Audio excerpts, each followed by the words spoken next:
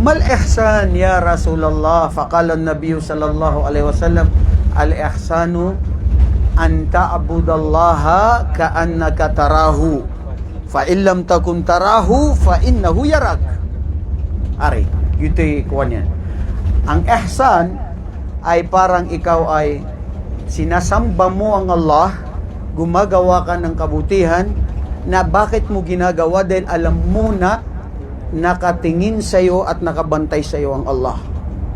So, ibig sabihin, kung may nakabantay sa'yo, ang gagawin mo, yung mga pinag-utos niya. Ang ipinagbabawal niya, iwasan mo. Di ba?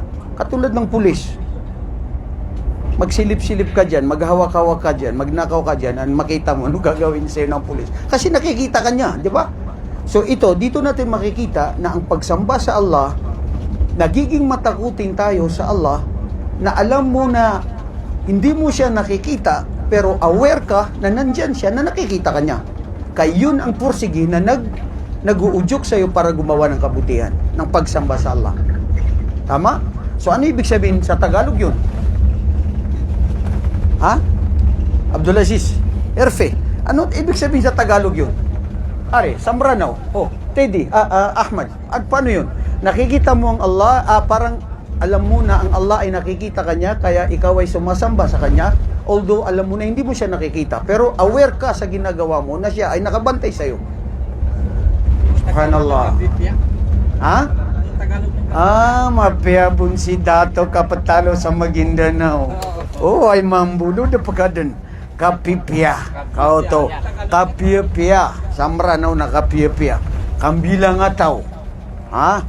Ibig sabihin ay yung pagpapakabuti. Ayan. Pagpapakabuti. Ano pa ang pagpapakabuti sa Tagalog? Pagpapakabait. Na, wayagi mambu. Correct.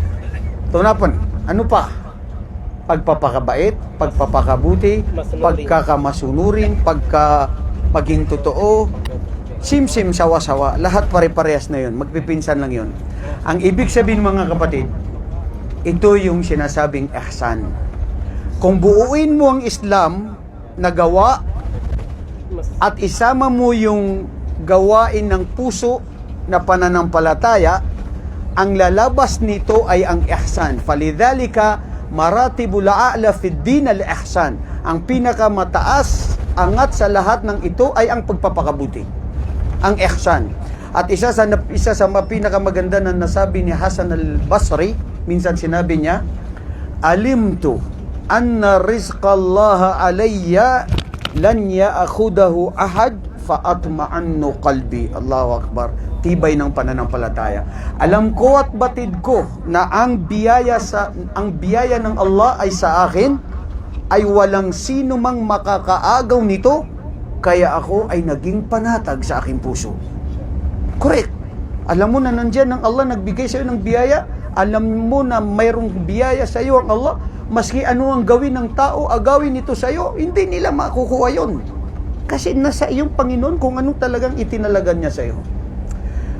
Wa alimtu anna amali layyakumahu ahad fa amiltu bihi. At batid ko at alam ko ng aking gawain ay walang sino mang pwedeng makagawa maliban sa ako ang gumagawa nito, kaya pinagbubutihan ko ito.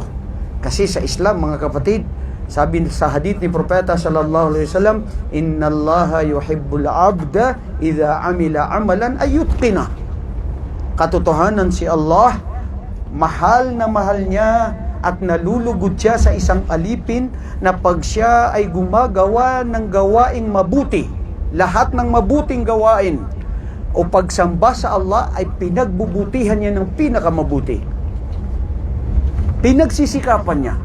Kanaba kapag sarbu,